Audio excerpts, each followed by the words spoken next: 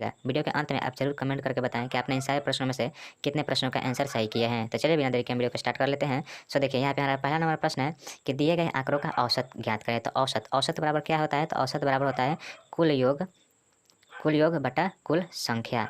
तो कुल योग बटा कुल संख्या होता है। तो देखिए यहाँ पे हमारा संख्या कितना दिया है? तो 1 2 3 4 5 6 छः संख्याएं दिया है और छः संख्या का औसत निकालने के लिए हमें क्या करना होगा? तो इन सबको जोड़ना होगा और 6 से भाग देना होगा। तो देखिए चलिए इन संख्याओं को जोड़ते हैं। तो देखिए 5 और 0 कितना? 5 5 और 5 5 कितना? 10 10 और 5 15 15 और 5 20 20 का 0 हासिल कितना? 2 2 हासिल हुआ। 2 1 3 3 1 4 4 और 4 8 8 5 कितना होता है? 13 13 और 2 13 2 15 15 और 3 18 यानी कि 180 180 आ गया। और 180 यह टोटल इन संख्याओं का टोटल योग 180 आया। अब इसका औसत अगर हमें निकालना हो तो क्या करेंगे? तो इन टोटल संख्याओं से भाग दे देंगे। यानी कि कितनी संख्याएं हैं? तो देखिए 6 संख्याएं हैं, तो 6 से हम इन संख्या से इनके योग में भाग देंगे। तो 6 से भाग देंगे तो 36 18 यानी कि कितना आ गया?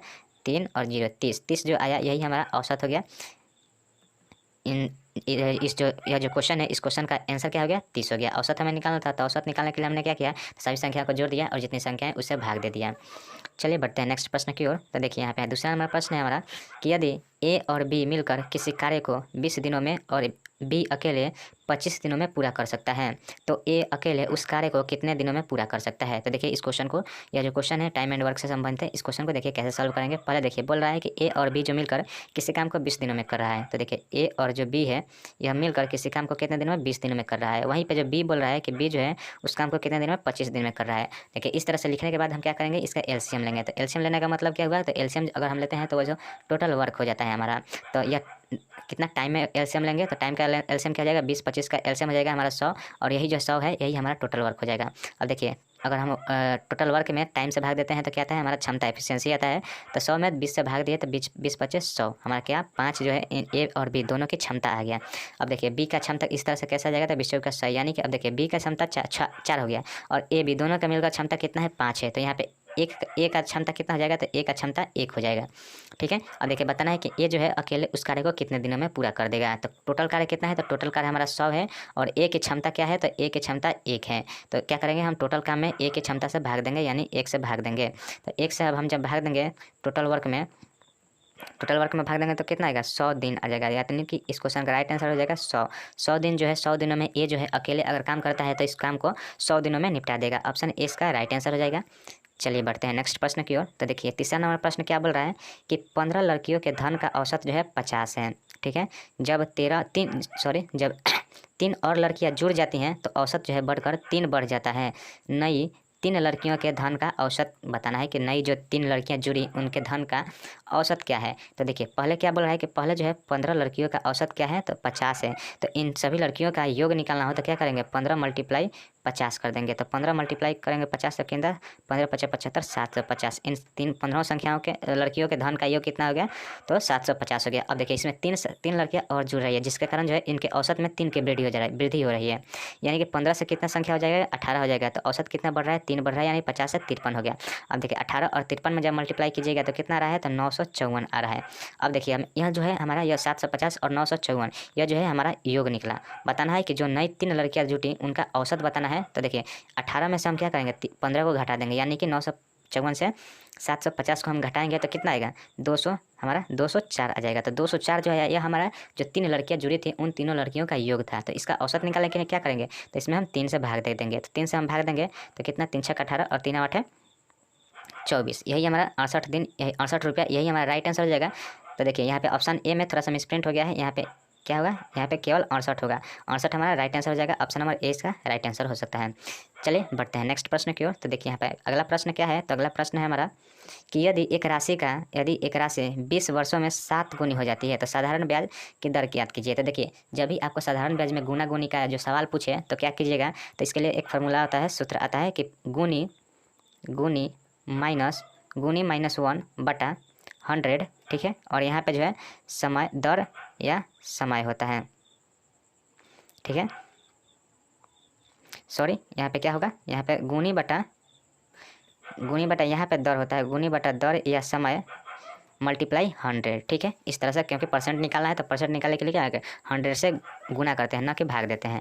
ठीक है, तो देखिए गुनी गुनी यहाँ पे क्या बोल रहा है कि गुनी कितना है, गुनी 7 गुनी है, तो 7 में से 1 जाएगा तो कितना आएगा यहाँ पे 6 आ जाएगा। ठीक है, 6। और दर या समय, अगर दर दिया हो तो हमें क्या निकालना होता है, समय निकालना होता है। अगर समय दिया हो तो दर निकालना होता है। तो देखिए इस क्वेश्चन में क्या दिया है, तो समय दिया है, तो समय नहीं दिया है तो यानी दर निकालना है। तो यहाँ पे हम क्या लिखेंगे, समय लिख देंगे। तो 20 वर्षों में समय है और 65 निकालने के लिए क्या करेंगे, 100 से मल्टीप्लाई करेंगे। तो 20 पचे यहाँ पे 100 कर जाएगा और 6 पचे 30, यहाँ पे 30 जो है 30% जो है यही हमारा दर निकल कर आ गया। यानी कि यदि एक राशि को 20 वर्षों में 7 गुनी हो जाती है तो उसका वह जो है साधारण ब्याज की किस दर से वह हुई वह बताना था। तो इसका जो राइट आंसर हो जाएगा ऑप्शन नंबर डी हो जाएगा 30%। 30% के दर से जो कोई राशि 20 वर्षों में अपने मूलधन की राशि से 7 गुनी हो जाएगी।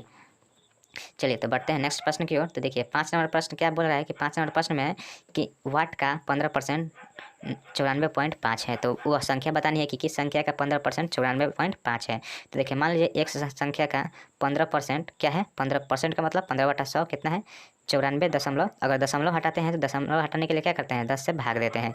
एक दशमलव हटाना हो तो दशमलव से भाग देते हैं। तो देखिए एक शून्य से यह एक शून्य कट गया। ठीक है, अब अगर हम इसको काटें तो कितना, 15 पचे 45, 15 छक्का 15 पचे 75 और 15 छक्का 90 होता है, 90 और यहाँ पे बचा 45। तो 45 तो 15 तियाँ कितना 45 हो गया। यानी कि x का मान कितना, यहाँ 10 भाग दे रहा है उधर जाएगा तो गुना करेगा। तो x का मान कितना आ जाएगा, तो 630 हमारा आ जाएगा, 630 आ जाएगा। x का मान 630 आ जाएगा। यानी 630 का अगर 15% निकालते हैं तो हमारा जो संख्या आएगा वह 94.5 आ जाएगा। तो यही हमारा राइट आंसर हो जाएगा ऑप्शन नंबर सी, 630 आ जाएगा। चलिए आगे बढ़ते हैं, आगे नेक्स्ट क्वेश्चन देखते हैं। तो देखिए नेक्स्ट क्वेश्चन क्या बोल रहा है कि निम्नलिखित में से कौन सी जो संख्या है वह 17 से विभाज्य है।